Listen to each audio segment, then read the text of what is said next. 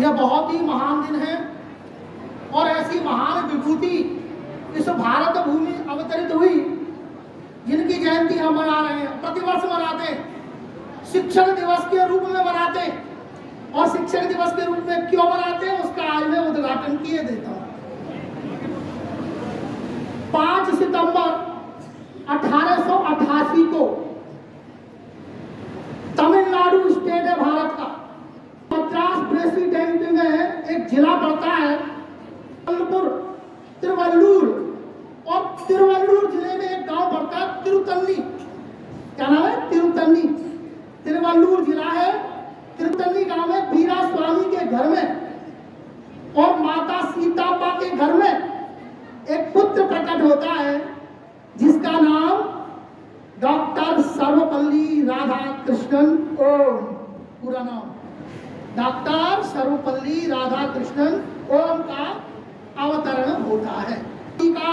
पद का निर्वहन करते हैं 1962 से लेकर 1952 से लेकर के 1962 तक भारत के उपराष्ट्रपति रहते हैं। फिर भारत के द्वितीय राष्ट्रपति का कार्यभार ग्रहण करते हैं और 1962 से 1967 तक भारत के राष्ट्रपति पद को सुशोभित करते हैं। योगदान देश को ही नहीं पूरे विश्व को दिया। एथिक्स ऑफ वेदांत लिख करके, एथिक्स ऑफ वेदांत क्या पीएचडी की थीसिस है, उन्होंने इसी पर पीएचडी किया था, इस टॉपिक पर कि वेदों में नैतिकता कहाँ है, और इस नैतिकता का पूरा पाठ पूरे विश्व को पढ़ाया। ऐसे थे सर्वपल्ली डॉक्टर राधाकृष्ण। और हमारे देश में 2 ही महान विभूतियां हुई हैं जिन्हें नाइटहुड का पुरस्कार मिला है, जिसे ब्रिटिश सरकार देती है। महारानी एलिजाबेथ ने उनको ये उपाधि दी थी नाइटहुड की, जो सबसे बड़ा पुरस्कार होता है। सर की उपाधि दी जाती है इसमें, या तो रविंद्रनाथ टैगोर को मिली थी उपाधि सर की, और उसके बाद मिली किनको? सर्वपल्ली डॉक्टर राधाकृष्णन। जन्म दिवस है वो शिक्षक दिवस के रूप में मनाया जाए, क्योंकि वो दार्शनिक तो थे, दार्शनिक थे, महान शिक्षाविद थे। 40 वर्षों तक मैसूर विश्वविद्यालय में दर्शन शास्त्र के प्रोफेसर रहे थे। 40 वर्ष तक मैसूर, जो आज का कर्नाटक है, आज का जो हमारा कर्नाटक प्रदेश है, वो पहले मैसूर बोला जाता था। उस मैसूर यूनिवर्सिटी में ये दर्शन शास्त्र के प्रोफेसर थे। इन्होंने एक किताब लिखी के लिए शिक्षक की भूमिका।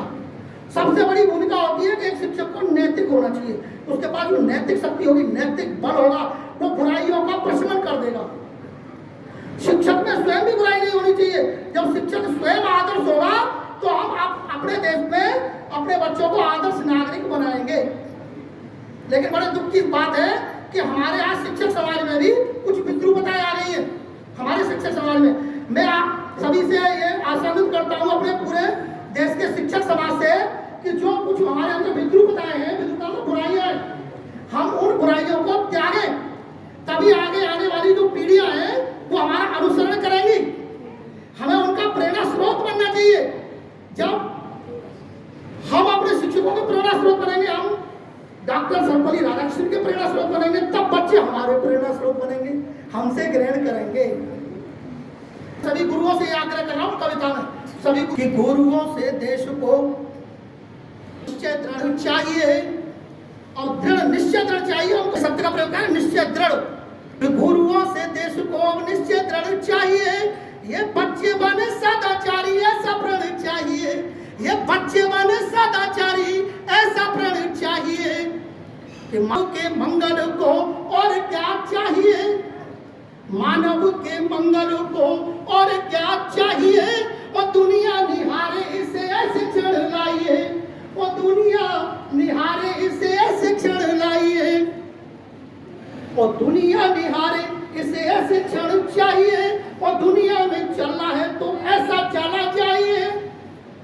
गुरुजन, शिक्षक भाई, आह्वान करता हूं मैं आपसे कि दुनिया में चलना है तो ऐसा चला जाइए, ज्ञान के प्रकाश की मशाल जला जाइए। दुनिया में चलना है तो ऐसा चला जाइए, ज्ञान के प्रकाश की मशाल जला जाइए।